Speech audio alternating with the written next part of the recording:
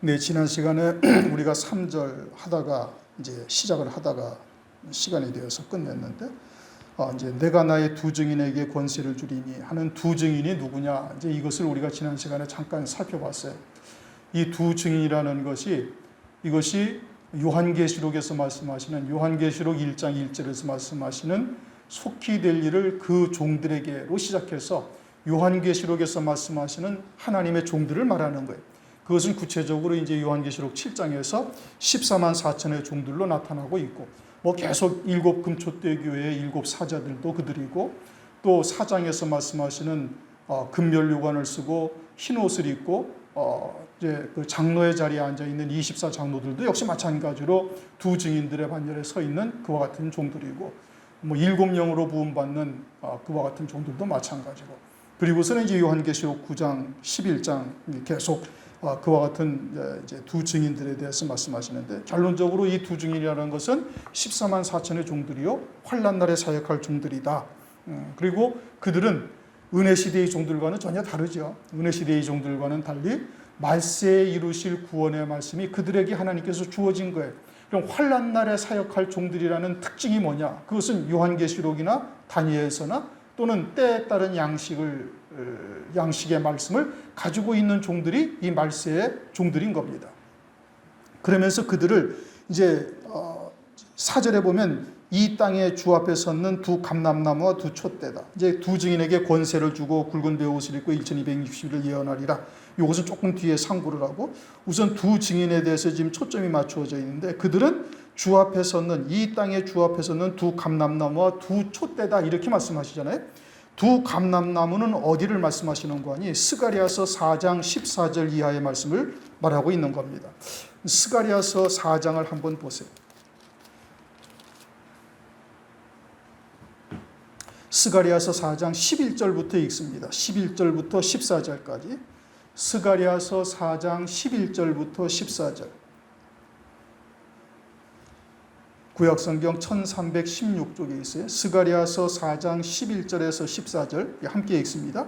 내가 그에게 물어 가로되 등대 좌우의 두 감람나무는 무슨 뜻이니까 하고, 다시 그에게 물어 가로되 금기름을 흘려내는 두 금관 옆에 있는 이 감람나무 두 가지는 무슨 뜻이니까? 그가 내게 대답하여 가로되 네가 이것이 무엇인지 알지 못하느냐? 대답하되 내 주여 알지 못하나이다. 가로되 이는 기름 발리운 자 둘이니 온 세상에 주 앞에 모셔섰는 자니라 하더라. 그러니까 두 감람나무에는 금관에서 금기름을 쏟아내는 이와 같은 두 감람나무 가지가 있다. 그리고 그들은 기름 발리운 자 둘이다. 이렇게 얘기를 하고 있죠. 그러면 스가랴서에서 말씀하시는 이 두 감람나무가 뭐냐? 스가랴서에서 말씀하시는 첫 번째 이 두 감람나무는 당시의 대제사장인 여호수아, 그리고 당시의 왕인 스룹바벨을 말합니다. 이건 스가랴서에 나와 있어요. 스가랴서에서 말씀하시는 이 두 감람나무는 이제 스룹바벨 왕과 여호수아를 말하고 있는 거예요. 그들이 하나님의 성전을 짓는 겁니다. 이스라엘 백성들, 이제 그 땅에 남아있던 유대인들은 반대를 하죠. 그럼에도 불구하고 결국은 성전이 지어지고, 장차는 이제 그 성전으로 초림하시는 그리스도께서 결국은 그 성전에 들어가시는 겁니다. 그러면 이 스룹바벨과 대제사장인 여호수아는 두 감람나무 가지인데, 그들은 왕과 제사장으로서 하나님의 성전을 짓고 있잖아요. 그러면 말세에도 이와 같이 하나님의 성전을 짓는 자들이 장차 환난 날에 순교를 하게 되어지면 장차 어떠한 직분을 받아요? 만 왕 중에 한 왕이 될 뿐 아니라 이제 천년왕국에서 제사장의 직분도 하게 되어질 것을 계시하고 있는 겁니다. 그러니까 지금 스가랴서에서 말씀하시는 1차적인 이 두 감람나무 가지는 그들을 말하는 거예요. 스룹바벨과 여호수아, 왕인 스룹바벨과 대제사장인 여호수아를 말하는 것이고, 그런데 이것이 지금 두 증인이라고 말씀하고 있잖아요. 계시록 11장 4절에서는 그들을 두 증인이라고 말하고 있는 거예요. 그러면 두 증인은 이제 환난 날에 사역할 14만 4천의 종들이잖아요. 그러면 14만 4천의 종들은 장차 환난 후에 그들이 왕이 될 것이고, 또 제사장으로서의 사역을 감당하는 자들이 된다. 이것을 우리에게 지금 계시하고 있는 겁니다. 그러면서 스가랴서 4장 11절 이하에 보면 그들에게 금기름을 발루었다 이렇게 말하고 있잖아요. 금기름을 그들에게 발리었다. 그것은 기름이라는 것은 성령을 의미하는 것이고 그 대신 금기름이라는 것은 금면류관을 쓰게 하는 7명의 역사를 나타내고 있는 것이죠. 금기름을 발랐다. 그것은 7명의 역사로서 금면류관을 쓰는 자로 세우심을 받는 것이. 그러니까 두 증인 즉 14만 4천의 종들이 그러는 겁니다. 그들은 환난 날에 이루시는 구원의 역사를 표노인 작은 책을 먹음으로 온전히 깨닫게 되어지고 그리고 그와 같은 말씀을 통해서 이제 1260일 동안 예언하며 뒤에 말씀하는 것처럼 이제 세우기도 하고 또 대적하는 자들을 물리치기도 하는 이와 같은 이제 철장 권세까지 받는 자들이 되죠. 그러면서 4절을 보면은 이 땅에 주 앞에 섰는 두 감람나무 두 증인이죠. 또 뭐라고 그래? 두 촛대다 이렇게 이야기를 하는 겁니다. 두 촛대. 두 촛대라는 것은 7 금촛대 교회를 말하는 거예요. 계시록 1장 20절 7 촛대는 7 교회니라. 그런데 이제 일반적으로 이제 숫자적 개념이 우리 머릿속에 먼저 들어오니까 두 촛대하고 7 금촛대하고 어떻게 같다고 이야기를 할 수 있는가? 이제 여기엔 좀 헷갈리죠. 그런데 우리가 7 금촛대 교회를 이미 상고한 것처럼 7 금촛대 교회는 7개의 교회를 말하는 것이 아니고 에베소 교회로부터 마지막 라우디게아 교회까지 다 4개 해당되어지는 거예요. 그리고 에베소 교회의 생명의 면류관을 쓰는 자로부터 이제 금면류관을 쓰는 자에게까지, 그리고 또 에베소 교회로부터 빌라델비아 교회에서 좀 이제 처지고 모자란 자들을 하나님께서 라우디게아의 교회를 통해서 책망하면서 그들을 다시 세우시는 역사를 이루어 가시는 것을 말씀하고 있죠. 그러니까 7 금촛대 교회는 7개의 교회를 말하는 것이 아니라 하나의 교회를 말하는데 우리의 신앙 성장이 그렇게 7계단으로 7단계로 성장되어져 가고 있는 역사를 우리에게 계시하고 있다. 그러니까 두 증인은 반드시 7 금촛대 교회와 같은 과정을 통해서 그와 같은 신앙이 자라야 되는 것이고 그렇게 자란 종들이 이제 환난 날에 사역하게 되어질 것을 말씀하고 있는 거예요.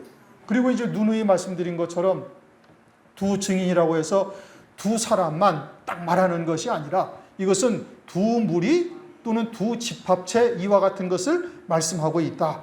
그래서 이제 사도행전 2장 18절 말씀이 그겁니다. 사도행전 2장 17절과 사도행전 2장 18절은 성령의 역사를 말씀하고 있는 것이죠. 그런데 사도행전 22장 17절은 오순절날 성령의 역사 이후 은혜 시대에 우리들에게 성령을 부어주시는 것을 말씀하고 있는 겁니다. 그래서 모든 육체에 내가 내 영을 부어주리니 너희 자녀들은 예언을 하고 젊은이는 환상을 보고 늙은이는 꿈을 꾸리라. 그리고서는 18절 가서 또 말씀하시기를 그때에 내가 내 영으로 내 남종과 여종들에게 부어주리니 저희가 예언할 것이요. 자, 우리가 2장 17절과 18절을 보면 17절에서는 자녀의 신앙에서 청년, 청년의 신앙에서 늙은이, 이것은 늙은이라는 것은 표현을 좀 잘못했는데 장로라는 뜻인 겁니다. 그러니까 아비와 같은 신앙이죠. 그러면 자녀는 예언을 하고 청년은 환상을 보고 늙은이는 꿈을 꾼다 이거죠. 그러니까 손으로 만진 바까지 되어졌다 이런 의미예요. 그 신앙의 이제 영적인 성숙도가. 그런데 18절에 가서 남종과 여종들에게 내용을 부어주는데 그들이 다시 예언하면 다시 그럼 어린아이로 돌아가느냐? 그걸 말씀하고 있는 것이 아니죠. 이미 17절을 통해서 장로와 같은 신앙, 아비와 같은 신앙이 되어졌는데 그들을 남종들과 여종들로 세워서 환난 날에 다시 예언하게 하신다. 이것을 말하고 있는 것이지 다시 자녀의 신앙으로 돌아간다는 뜻이 아니다 이겁니다. 그리고는 18절 이하에는 주의 재림의 때서 주의 크고 영화로운 날, 뭐 피와 불과 연기 등등 이것은 주의 재림과 심판의 때를 말씀하고 있다. 그러니까 사도행전 2장 17절 말씀은 지금 우리가 계시록 10장 11절을 한번 다시 읽어보십시다. 계시록 10장 11절.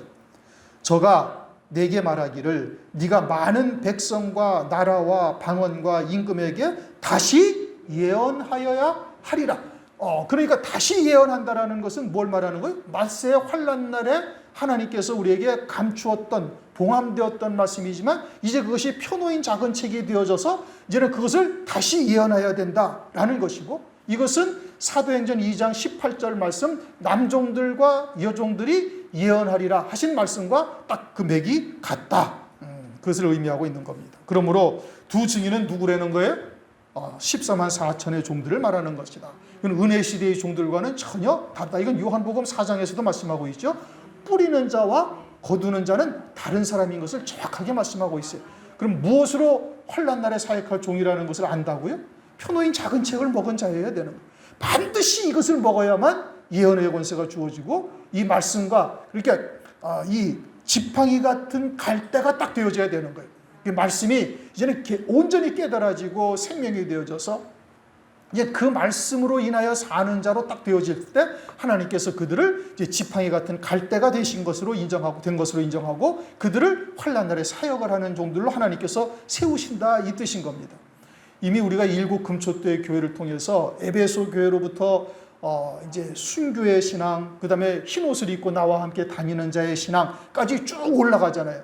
그러니까 흰 옷을 입고 나와 함께 다니는 자는 이미 흰 옷을 입은 자가 되어진 다음에 되어지는 거예요. 그럼 흰 옷을 입었다라는 것은 예수의 증거와 하나님의 말씀이 인하여 목배임 받는 순교의 신앙에 이른 자들이고 그것은 어린 양의 생명책에 그 이름이 농명이 되어야 되고 그 어린 양의 생명책에 농명이 된 자들을 통해서 이제 이와 같이 환난 날에 사역할 종들로 하나님께서 세우신다 이겁니다. 그러면서 이제 3절을 다시 이제 돌아가서 보시면은 내가 나의 두 증인에게 권세를 준다 이겁니다. 그럼 어떠한 권세를 줘요? 이제 철장 권세를 주는 거예요.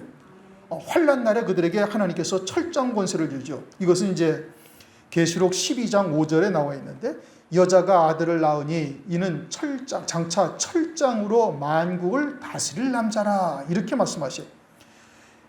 요한계시록 12장에 해 입은 여자는 금초대 교회의 성도들을 환난 가운데 아주 일목요연하게 딱 어떤 일들이 그 금초대 교회를 통해서 이루어지는가를 말씀하고 있는 것이고 일곱 금초대 교회를 통해서 이와 같이 철장 권세를 가진 하나님의 아들의 신앙과 예비처로 가게 되어지는 자들이 있음을 말씀하고 있는 것이죠.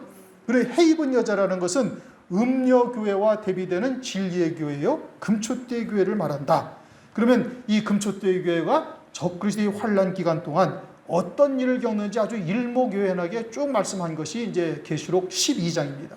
마치 계시록 13장을 가면은 일곱 머리 열불 짐승에 대해서 일목요연하게 쭉 설명하고 있잖아요. 이제 그와 같이 되어지는 거예요. 그런데 그 아들이 뭘로 다스린다고요? 철장으로 다스린다. 이거는 계시록 2장에서도 보면 말씀하고 있어요. 계시록 2장 27절을 한번 보십시다. 계시록 2장 27절 두아디라 교회에 보내신 말씀에 그렇게 있죠. 27절 그가 철장을 가지고 저희를 다스려 질그릇 깨뜨리는 것과 같이 하리라. 나도 내 아버지께 받은 것이 그러하니라. 이와 같이 금초대 교회에 이기는 자에게 철장 권세를 주실 것을 말씀하고 있는 것이죠. 그 철장 권세가 뭐냐? 그건 이제 5절 6절에서 말씀하고 있는 겁니다. 그러면서 이제 3절 그 다음 두 증인에게 권세를 주리니 저희가 굵은 베옷을 입고 굵은 베옷을 입었다라는 것은 애통의 함, 회개할 때 입는 옷이 굵은 베옷이에요. 그러면 무엇을 애통해하며 무엇을 회개하고 있는가? 그것은 에스겔서 9장을 보면은 천사가 먹통을 차고 예루살렘 거리와 유다를 다니면서 탄식하며 이 하나님 이제 8장을 보면은 에스겔서 8장을 보면은 유다 백성들이 하나님의 성전에서 제사와 예물을 드리는데 그런데 온전히 하나님의 성전에서 율법을 따라 제사와 예물을 드리는 것이 아니라 뭐 벽에다가 온갖 우상을 그려놓거나 또는 동쪽 벽을 향해서 동방의 태양의 신에게 경배를 한다거나 이러면서 하나님의 이름으로 성전 안에서 우상을 숭배하는 거예요. 오늘날 말하면 교회 안에서 하나님 앞에 예배를 드리는데 사람의 계명으로 하나님을 헛되이 경배하고 있다 이 뜻인 겁니다. 진리의 말씀으로 온전히 하나님을 찬양하고 하나님을 경배하며 영과 진리로 드리는 예배가 되어야 되는데 그렇게 예배를 드리지 아니하고 사람의 계명으로 그저 생활교훈과 같은 말씀을 가지고서 그저 이 땅에서 편안하고 행복하고 또 인간성 좋은 사람을 만드는 그러한 세속적인 말씀 뭐 이와 같은 것을 가지고 예배를 드리고 있는 것이죠. 그게 이제 잘못된 것이라는 것을 이제 에스겔을 통해서 말씀하시면서 그와 같이 잘못된 예배를 드리고 있는 자들을 위해서 탄식하며 우는 자들에게 이마에 표를 하라. 천사가 먹통을 가지고 다니면서 이마에 표를 하라고 이렇게 하나님께서 말씀을 하셔요. 그러니까 그와 같이 이런 가정한 일로 인하여 탄식하며 우는 자의 심령이 되어져야 환난 날에 사역할 두 증인의 자리에 이르게 되어진다라는 것을 말씀하고 있어요. 누가복음 1장 17절을 보면은 세례 요한에 대해서 천사가 이제 그 예언을 하죠. 저가 엘리야의 심령과 능력으로 아비의 마음을 자식에게 돌이키게 한다. 이렇게 말하면서 이제 세례 요한이 어떠한 영적인 상태와 권세를 권능을 가지고 있는가를 말하는데 엘리야의 심령이 그와 같은 것이죠. 엘리야가 북이스라엘에서 사역을 하는데 온통 바알과 아세라 목상만 섬기고 있잖아요. 하나님의 이름으로 우상 섬기는 것을 바라보면서 엘리야가 아주 통탄하고 있는 것을 이제 하나님께서 말씀하시는데 말세의 종들 주의 초림의 때도 역시 마찬가지고 주의 재림의 때에도 그와 같이 애통해하는 중심을 가진 자이어야만 이와 같은 사명을 감당해 갈 수가 있다 이겁니다. 이놈의 자식들 다 망해봐라. 이런 마음을 가져서는 아니 되는 것이고 하나님의 자녀로서 이 땅에 그리스도로 말미암아 구속의 은총을 받았음에도 불구하고 하나님이 누구신지를 알지 못하고 거짓 종들의 말에 속아서 그저 생활교훈과 같은 말씀이 하나님의 말씀인 줄 알고 그것으로 만족하며 그것으로 살고 있는 자들, 그러면서 그것으로 영생의 열매를 맺고 있다고 착각하고 있는 자들을 위해서 애통해하는 마음을 가질 수가 있어야 된다 이겁니다. 그런 자들에게 하나님께서 은혜를 베풀어 주시는 것이에요. 그러면서 1260일을 예언하리라. 이것은 이미 이제 여러 차례 상고한 것처럼 실제 날짜를 말하는 겁니다. 1260일이면 42개월이에요. 40개월이면 한 달을 30일로 해서 3, 40이 1200일이죠. 두 달이면 60일이죠. 그래서 1260일이 되는 것이고 42개월은 36개월에다가 6개월을 더한 거죠. 그러니까 3년 6개월이 되는 거예요. 그러니까 1260일이라는 것은 7년 동안 적그리스도의 환란이 있을 동안에 전 3년 반 동안 예언을 한다라는 것을 말하고 있는 겁니다. 그러니 이것은 다니엘서 12장 7절에서 말씀하시고 있는 것처럼 한때, 두때, 반때를 지나서 성도들의 권세가 다 깨어지기까지다. 그러니까 한때는 1년, 두때는 2년, 반때는 반년. 그래서 3년 반을 말하는 것이죠. 그러니까 이 땅에서 하나님의 백성들이 이제 환란을 가운데 순교하게 되어지는데 한때, 두때, 반때를 통해서 이와 같이 순교를 하는데 그 순교할 성도들을 심령 성전을 온전히 세우는 역사를 하는 겁니다. 누가? 이 두 증인이 1260일 동안 예언하면서 철장 권세를 가지고 그러면서 이들이 그와 같이 심령 성전을 세우는 것이죠. 11장 1절에도 또 내게 지팡이 같은 갈대를 주며 말하기를 일어나서 하나님의 성전과 제단과 그 안에서 경배하는 자들을 청량하되 라는 것은 성전 안에 있는 자들 그리고 제단 안에 있는 자들을 말씀의 잣대로 그들을 온전히 세우는 일을 하게 되어지는 것을 말하고 있는 겁니다. 그러면서 성전방 마당은 거기는 뭐 세울 필요가 없다고 이방인들에게 준 것이다. 이방인 신앙이죠. 그러므로 이들이 요한계시록 말세에 되어질 예언의 말씀을 가지고 1260일 동안 하나님께서 주신 예언의 권세로 택한 백성들을 한때 두때에 그들을 온전히 세워서 순교할 자들로 순교할 수 있게 세우시는 역사 그리고 예비처로 갈 성도들을 또 세우시는 역사 이런 것을 위해서 그들이 예언을 하게 되어지는 겁니다. 5절 만일 누구든지 저희를 해하고자 한즉 저희 입에서 불이 나서 그 원수를 소멸할지니 누구든지 해하려면 반드시 이와 같이 죽임을 당하리라. 두 증인에게는 하나님께서 철장 권세를 주셔서 아무도 그 1260일 동안 예언하는 동안에는 누구도 그들을 해하지 못하게 하나님께서 은혜를 베풀어 주시는 거예요. 물론 적그리스도와 거짓 선지자의 권세도 대단합니다. 또 이적도 많이 베풀죠. 그러나 하나님께서는 그들에게 두 증인에게 아주 그들의 권세를 뛰어넘는 권세를 주셔서 그들이 감히 해하지를 못하게 하는 거죠. 그리고는 그 두 증인이 나타나서 하는 말이 뭐냐? 짐승이 누군지를 그냥 낱낱이 드러내는 거예요. 저놈은 거짓 선지자요, 그 표는 짐승표요 666표니 그것을 받으면은 이제 하나님으로부터 영원한 진노의 심판을 받는 자가 되어지니 그것을 절대 받아서는 안 된다. 짐승은 누가 짐승이고 그놈을 경배한다는 것은 곧 하나님을 배도하고 오실 그리스도를 신랑으로 맞이할 수 없게 되는 자다 등등 적그리스도와 거짓 선지자의 정체를 낱낱이 드러내는 겁니다. 그러니까 두 증인이 미워 죽죠. 그래서 두 증인을 죽이려고 하지만 하나님께서 철장 권세를 주셔서 그들을 절대 해하지 못하게 한다. 그러면서 누구든지 저희를 해하고자 한즉 저희 입에서 불이 나온다 이렇게 말하고 있잖아요. 저희 입에서 불이 나온다 이겁니다. 열왕기하 1장을 보면은 엘리야의 때에 이와 같은 일이 있었죠. 그 아합의 아들 아하시아가 왕이 되어져서 죽을 병이 들었을 때 엘리야가 그 병은 죽을 병이다. 너 하나님 앞에 반드시 죽는다고 예언을 하죠. 그러니까 이 아하시아가 군사 50명과 50부장을 보내서 엘리야를 잡아오라 명한 거예요. 엘리야를 잡으러 산에 갔는데 그 잡으러 온 군사들에게 하늘에서 불이 내려와가지고 그들을 다 불살라주게. 첫 번째 온 50명과 50부장이 그렇게 불살름을 당하고 두 번째 온 자도 그와 같이 불살름을 당하죠. 그러니까 말세의 종은 이와 같이 엘리야가 말세에 올 것을 말라기 4장 5절에 말씀하고 있는데 이처럼 그 입에서 불이 나와서 그들이 엘리야 즉 마지막 환란의 때 보내심을 받은 엘리야의 영과 능력으로 심령과 능력으로 주의 길을 앞서 예비하는 종들이라는 것이 이제 표적으로 나타나게 되어진다 이겁니다. 그런데 엘리야의 때는 불이 어디서 내려왔어요? 하늘에서 내려왔어요. 근데 이 두 증인들은 어디에서 불이 나와요? 입에서 불이 나온다 이겁니다. 그게 좀 다르죠. 그럼 입에서 불이 나온다는 것이 뭐냐? 실제로 입에서 불이 나오기도 하지만 또 입에서 나오는 것은 하나님의 말씀을 의미하고도 하는 거예요. 하나님의 말씀에 그 입에서 나오는 하나님의 말씀에 이와 같은 권능이 있어서 말씀을 대적하는 악한 영들의 권세를 불사르게 버리고 그리고 택한 백성들의 심령 성전이 온전히 지어지게 하는 역사를 이루는 일도 하는 것이고 또 그처럼 원수처럼 대적하며 하나님의 성도들을 갖다가 회방하고 있는 자들, 미혹하고 있는 자들을 이처럼 불에 살라 죽임을 당하게 하는 역사도 이루어지게 하는 거예요. 그래서 두 증인이 하는 사역을 회방하지 못하게 한다. 그런 권세를 하나님께서 주신다. 그래서 1260일 동안 온전한 권세를 가지고 그 사역을 감당하게 하시는 겁니다.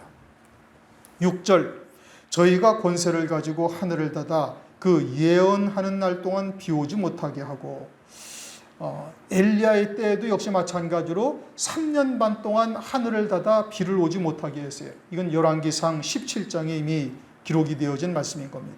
그리고 두 증인이 1260일 동안 예언하는 날 동안 또 하늘을 닫아서 비가 오지 못하게 하는데 1260일이니 또 똑같은 3년 반 동안 비가 오지 못하게 하죠. 요즘 우리가 무슨 엄청난 장마철을 맞이했잖아요. 기상이변이죠. 뭐 엘니뇨니 뭐 하면서 이제 점점 날씨가 기후가 아주 기상이변이 계속 벌어지고 있죠. 이와 같은 일들이 벌어지는데 환란날이 되어지면 이러한 장마비가 없어진다 이겁니다. 이 두 증인들이 하늘을 닫아서 비가 오지 못하도록 예언함으로 권세가 있어서 그 말씀에 권세가 있어서 하늘이 아주 다 닫혀져 가지고 비가 오지 아니하는 거예요. 그런데 우리가 열왕기상 17장이나 그 이하의 말씀을 보면은 엘리야가 기도하니까 비가 오지 아니하고 엘리야가 기도하니까 오지 않던 비가 내리는 것이 아니고 그것이 아니라 하나님께서 이미 비가 내리지 아니하게 하실 것을 엘리야에게 알게 하시고 또 비가 내릴 때는 하나님께서 비를 주실 것을 엘리야에게 알게 하시고 엘리야로 하여금 하나님의 뜻이 무엇인지를 깨닫고 그 뜻대로 기도한 것뿐이에요. 엘리야가 능력이 있는 것이 아니고 엘리야는 하나님의 종으로서 하나님의 하실 뜻이 무엇인지를 깨닫고 하나님께서 비가 오지 않게 하실 것을 알고 비가 오지 않도록 기도한 것뿐이지 엘리야가 기도하니까 비가 오지 아니하고 엘리야가 기도하니까 안 오던 비가 오는 것이 아니다 이겁니다. 마찬가지로 이 두 증인은 요한계시록 7장에 살아계신 하나님의 인을 이마에 맞은 종들이에요.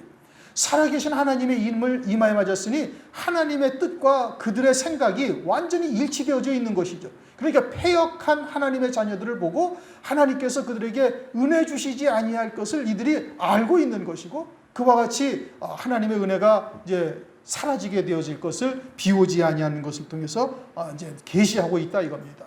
신명기 32장 2절을 보면은 나의 교훈은 내리는 비요 이렇게 말씀하십니다. 그러니까 하나님의 은혜가 내리지 아니할 것을 3년 반 동안 비가 오지 아니한 것을 통해서 화인 맞은 자들로 하여금 철저히 이제 그와 같이 하나님의 심판의 자리에 이르게 할 것을 말씀하고 있는 것이죠. 그런데 음료교회는 그렇게 생각을 하나요? 그렇지가 않죠. 요한계시록 18장을 한번 보십시다. 18장 7절을 한번 보십시다. 요한계시록 18장 7절 그가 어떻게 자기를 영화롭게 하였으며 사치하였든지 그만큼 고난과 애통으로 갚아주라. 그가 마음에 말하기를 나는 여황으로 앉은 자여 과부가 아니라 결단코 애통을 당하지 아니하리라. 이 말씀은 음녀교회들, 즉 배도한 자들이 자신들은 하나님이 우리와 함께 하시고 신랑 예수님이 우리와 함께 하고 계시다고 스스로를 생각하고 있는 거예요. 왜요? 세상에서 권세를 가지고 세상에서 부요함을 누리고 세상에서 온갖 것들을 다 풍요롭게 누리고 있으니 이것이 하나님이 함께 하시는 표가 아니냐. 그러니 우리는 절대 애통을 당하지 아니한다. 왜? 하나님이 우리와 함께 하시기 때문에 우리는 뭐 진노의 심판, 그거는 우리와는 상관이 없는 일이다. 이렇게 말하고 있다 이겁니다. 오늘날 교회들이 그렇습니다. 오늘날 교회들이 하나님 말씀은 어느 때와 같다? 롯의 때와 같다. 노아의 때와 같다. 그러니까 대부분의 하나님의 백성들이 노아의 홍수물에 멸망할 것이고 롯의 때처럼 소돔과 고모라가 불과 유황에 완전히 소멸되어질 것을 지금 성경은 그렇게 말씀을 하시는데 오늘날 교회들이 뭐라고 그래? 절대 염려할 것 없다. 재앙은 우리에게 임하지 않는다. 뭐 교회는 환란전에 들려간다든지 아니면 주님이 오시면 교회는 그냥 공중으로 다 올라가고 심판은 세상이 받는 거다. 이렇게 이야기를 하고 있다 이겁니다. 계시록 18장 7절 나는 여황으로 앉은 자요 과부가 아니라 결단코 애통을 당하지 아니라 이와 같은 말을 오늘날도 그대로 하고 있는 겁니다. 그러니 그와 같은 자들에게 하나님의 은혜의 비가 내리지 아니할 것을 하늘을 닫아 비오지 아니하게 하므로 하나님께서 그와 같은 것을 계시하고 있는 거예요. 그러니까 기근이 들죠. 기근이 드니까 계시록 6장 5절에 검은 말 탄 자가 등장을 합니다. 검은 말 탄 자가 등장해서 밀 한 대에 한 데나리온이요, 보리 석 대에 한 데나리온이다. 어마어마하게 비싼 거죠. 그 한 데나리온이라는 금액은 성인이 하루 일해서 얻을 수 있는 품삯이 한 데나리온이에요. 뭐 오늘날은 뭐 잡부도 한 15만 원, 20만 원씩 받고 뭐 그러지 않습니까? 기능이 있는 사람들은 뭐 30만 원이 하루 일당이 30만 원이 넘는다고들 그래요. 그러니까 그렇게 한 15만 원, 20만 원 받아서 겨우 밀 한 대 산다니까 얼마나 지극한 흉년이요, 물가가 얼마나 폭등할 것인가는 뭐 상상조차 할 수 없는 일이죠. 그러한 때에 짐수표를 받지 않으면 아예 사지도 못하니 육에 속한 자들은 뭐 그냥 여지없이 다 넘어지게 되어지는 겁니다. 오히려 짐승표를 받고 희희낙낙하며 잠시 동안 평안을 누리지만 그로 인해서 완전히 하나님으로부터 진노의 심판의 대상이 되어지는 것이죠.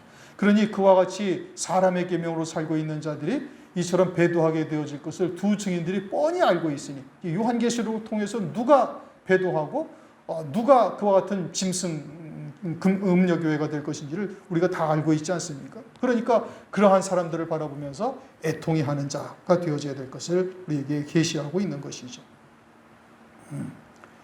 데살로니가 후서 2장 9절 이하를 보면은 진리의 사랑을 외면한 자들에게 하나님께서 거짓 것을 믿게 하신다고 말씀하고 있어요. 엄청 무서운 말씀이죠. 그래서 심판의 날에 심판받게 하렵니다. 그러니 우리가 진리를 듣고도 외면하고 가는 자들이 얼마나 하나님으로부터 엄청난 심판을 받게 될 것인가, 이것을 우리가 잘 볼 수 있어야 되는 겁니다. 또 권세를 가지고 물을 변하여 피가 되게 하고, 이것은 출애굽기 7장 17절 이하의 모세가 애굽 하수를 그 지팡이로 치니까 뭐가 됐어요? 피가 됐어요. 그러면 그것이 단순히 그냥 강물을 갖다가 지팡이로, 하나님의 지팡이로 치니까 피가 됐다. 물론 이제 당시에는 실제적으로 물리적으로 그와 같은 이적이 나타났죠. 그러면 이것이 그것을 의미하는가? 그러면 환란 날에도 두 증인이 지팡이를 가지고 치니까 피가 되게 되는가? 물을 가지고 피가 되게 한다는가? 물론 그와 같은 이적적인 역사가 나타날 수도 있어요. 그러나 이것이 무엇을 의미하는가? 애굽에서 하수를 치니까 물이 피가 됐다는 것은 애굽 하수는 애굽 사람들이 먹고 있는 물, 다시 말하면 말씀을 말하는 겁니다. 그와 같이 사람의 계명으로 살고 있는 것들을, 그러한 말씀들을 모세를 통해서 피가 되게 했다는 것은 생명의 말씀으로 바꾸었다 이겁니다. 신명기 12장 3절을 보면 피라는 것이 곧 뭐냐? 생명이다, 이렇게 말씀을 하셔요. 그러니까 애굽 하수를 치니까 피가 되었다. 즉 애굽 하수와 같은 이와 같은 사람의 계명을 하나님의 종들, 보내심을 받은 종들에 의해서 그러한 말씀이 아주 생명의 말씀으로 바뀌어지게 되는 역사를 말씀을 하는 겁니다. 오늘날 이와 같은 이 마지막 때에 진리가 무엇인지를 깨닫지 못하는 자들, 그리고 진리의 말씀이 갈급해서 막 찾아다니고 있는 사람들에게는 우리에게 주신 말씀이 그들에게는 아주 생수보다 더 달콤하고 정말 추수 때에 목마를 때 그냥 시원한 얼음 냉수와 같은 하나님의 말씀이 되는 겁니다. 그러니까 이와 같은 가뭄을 통해서 영적인 갈증을 느끼게 하시고, 그리고서는 갈급해하는 자들에게 아주 생명수 같은 말씀을 두 증인이 증거하고 있다 이겁니다. 물을 변하여 피가 되게 한다. 그것은 택하신 백성들로 하여금 갈급해하는 자들에게 아주 생수와 같은, 얼음 냉수와 같은 하나님의 말씀으로 그들을 살리는 역사, 생명이 되게 하는 역사를 이루게 되어질 것을 말씀하고 있죠. 그러나 그러한 역사에도 불구하고 화인 맞은 자들은 더더욱 짐승을 경배하게 되어지죠. 음료교회가 되어져서 영원한 멸망으로 처해지게 되어지는 겁니다. 큰 성 바벨론은 이제는 후 3년반 들어서는 더 이상 회개할 기회가 사라지게 되어지죠. 짐승표를 한번 받고 나면은 그 이후는 완전한 멸망, 심판이 이제 아주 예비되어져 있는 겁니다. 그리고 이와 같은 음료교회 큰 성 바벨론이 되어질 자들은 오늘날도 그들이 어떠한 말씀으로 살고 있는가를 보면은 다 알 수가 있는 겁니다. 아주 인본적 신앙으로 채워져 있는 자들이죠. 삶에 유익을 주는 말씀으로 하나님의 말씀을 호도하고 있는 것이고, 하늘나라는 이야기를 하지만 형식적이고 온통 세상에 복된 것과 또 생활교육과 같은 말씀 또는 철학적인 이러한 말씀으로 하나님의 말씀을 바꾼 자들이죠. 세상의 현자들과 같은 수준으로 하나님의 말씀을 보고 있는 겁니다. 이러한 사상으로 철저히 무장된 자들은 절대 두 증인의 말씀에 귀를 기울이지를 않고 오히려 대적하고 비방하고 조롱하는 것이죠. 그리고는 영적인 기근인 것을 알지도 못하는 겁니다. 자신들이 먹는 물이 홍수물이요 쑥물이라는 것도 깨닫고 있지를 못하는 것이죠. 그러면서 아무 때든지 원하는 대로 여러 가지 재앙으로 땅을 치르로다. 두 증인은 자기의 원하는 대로 여러 가지 재앙으로 땅을 친다. 이것은 물론 눈에 보이는 표적, 이적을 통해서 더디 믿는 자들로 하여금 돌이키게 하는 역사를 말씀하기도 해요. 표적도 나타나는 겁니다. 그런데 땅을 친다, 여러 가지 재앙으로 땅을 친다라는 것은 일반적인 우리가 발로 밟고 다니는 땅을 의미하고 있는 것이 아니라 마태복음 13장을 보면 네 가지의 땅이 있죠. 그것은 하나님의 자녀들의 심령을 의미하고 있는 겁니다. 이와 같이 돌짝밭이나 또는 가시밭이나 이와 같은 것들을 하나님의 말씀으로 그들을 갖다가 회개케 하는 역사, 돌이키게 하는 역사를 1260일 동안 이루게 되어질 것을 말씀하고 있는 거예요. 그래서 그들의 증거하는 하나님의 말씀을 듣고 돌이키는 자가 되어지면 그들은 이제 예비처로 가는 자들이 되어지고, 또 온전치 못한 부분들이 있어서 이 두 증인이 증거하는 말씀을 통해서 심령 성전을 온전히 짓는 자들은 이제 한때, 두때, 반때를 거쳐서 순교하고 첫째 부활의 영광에 참여하게 되어지는 겁니다. 그러나 이들을 대적하고 이들을 갖다가 원수처럼 대하던 자들은 후 3년 반 들어서 하나님의 진노의 심판을 받게 되어지죠. 이제 그것이 저주로 땅을 치는 것이 되어지는 겁니다. 계시록 18장 2절 힘센 음성으로 외쳐 가로되 무너졌도다 무너졌도다 큰 성 바벨론이여. 이게 무너졌도다 무너졌도다, 이것은 땅에서도 완전히 무너지는 것이요 하늘나라에서도 영원히 무너지게 되어질 것을 말씀하고 있어요. 계시록 18장 5절 6절 그 죄는 하늘에 사무쳤으며 하나님은 그의 불의한 일을 기억하신지라.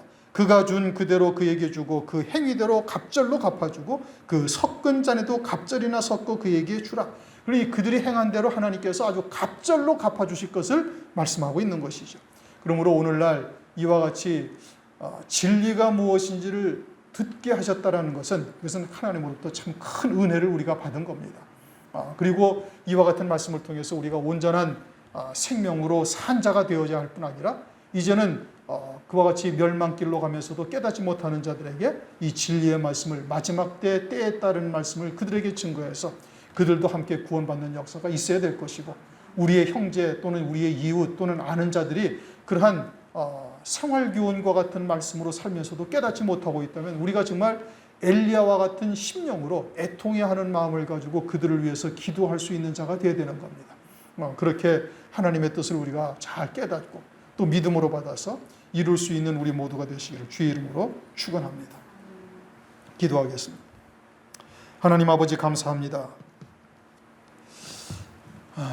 오늘도 요한계시록 11장 말씀을 통해서 이와 같은 두 증인들이 두 감람나무 가지와 두 촛대라 하심으로 통해서 과연 누구를 의미하고 있는 것인지, 그들이 예언의 권세가 또한 어떠한지, 철장 권세가 어떠한지를 살펴볼 수 있게 하심을 감사를 드립니다. 물론 그들은 흰옷을 입은 자가 먼저 되어야 할 것이요, 요한계시록과 때에 따른 말씀으로 온전히 먹고 소화가 되어지고 생명이 된 자여야 됨을 다시 한번 깨닫게 하셨사온저, 우리가 이러한 말씀들을 믿음으로 받고 그 말씀과 하나 되어 달려갈 수 있는 저희들 되게 도와주시고, 환난 날에 이처럼 두 증인으로까지 사역을 감당할 수 있는 이와 같은 은혜를 허락하여 주시기를 원합니다. 이곳을 통해서 이 말씀에 이러한 말씀을 주셨으면 그렇게 예비된 자, 남은 자들이 있음을 또한 우리에게 성경을 통해서 말씀하셨사온즉, 그 남은 자들의 발걸음을 인도하시고 그들이 이러한 말씀을 들을 때 참으로 얼음냉수와 같은 생명수임을 바르게 깨달을 수 있도록 역사하여 주시옵소서. 감사를 드리며 예수 그리스도의 이름으로 기도드리옵나이다.